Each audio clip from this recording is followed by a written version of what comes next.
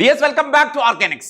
മക്കളെ, cell reaction തന്നിട്ടുണ്ട്, അതിന്റെ EMF കാൽക്കുലേറ്റ് ചെയ്യാൻ പറഞ്ഞിരിക്കുകയാണ്. സെൽ റിയാക്ഷൻ ഗിവൺ ഡേറ്റ ആണ്. ഇതാണ് നമ്മൾ സെൽ റിയാക്ഷൻ, ഇത് ഗിവൺ ഡേറ്റ ആണ്. EMF കാൽക്കുലേറ്റ് ചെയ്യാൻ പറഞ്ഞു. പക്ഷെ ഒരു പ്രോബ്ലം ഉണ്ട് അവിടെ. ഇവര് രണ്ടുപേരുടെ ഇതാ ആനോഡിന്റെയും കാഥോഡിന്റെയും കോൺസെൻട്രേഷൻ 1 മോളാർ അല്ല.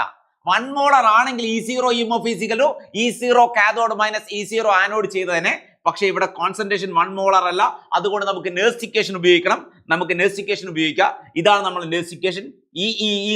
ഇ സെൽ അല്ലെങ്കിൽ EMF equal to E0 EMF plus 0.059/n log concentration of plus ആണ് ഞാൻ ഓർമ്മിക്കുക, അവിടെ പ്ലസ് ആണ് ഇട്ടത്.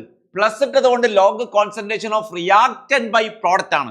റിയാക്ടന്റ് എന്ന് പറഞ്ഞാൽ ഇതാണ്, ഇത് രണ്ടുമാണ് റിയാക്ടന്റ്, ഇത് രണ്ടുമാണ് product. Concentration of reactant by concentration of product ആണ് എഴുതേണ്ടത്.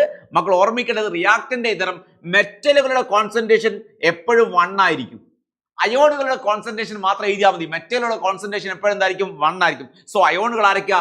ഇവരുടെ കോൺസെൻട്രേഷൻ ഡിവൈഡഡ് ബൈ ഇവരുടെ കോൺസെൻട്രേഷൻ എഴുതേണ്ടത്. പ്ലസ് ഇട്ടത് കൊണ്ടാണ്.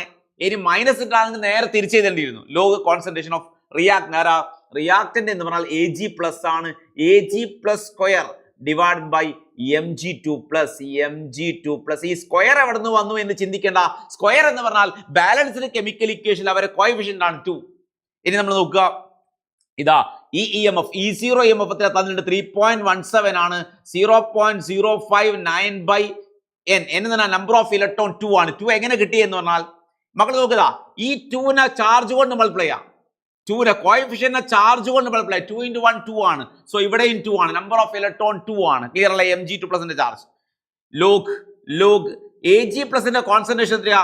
0.0001 സ്ക്വയർ ഡിവൈഡഡ് ബൈ Mg2 പ്ലസിന്റെ കോൺസെൻട്രേഷൻ 0.130 വോൾട്ട് ആണ്. That is equal to 2.96 volt ആണ് ചെയ്താൽ കിട്ടുക. ഓക്കെ,